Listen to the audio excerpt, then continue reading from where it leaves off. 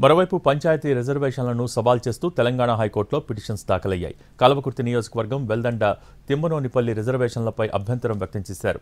BC జనాభా ఆధారంగా రిజర్వేషన్లు కేటాయించలేదంటూ పిటిషన్లో ప్రస్తావించారు.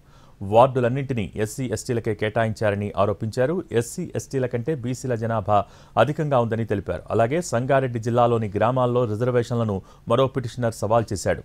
ఈ పిటిషన్లపై తదుపరి విచారణను ఇవాళ చేపట్టనుంది హైకోర్టు.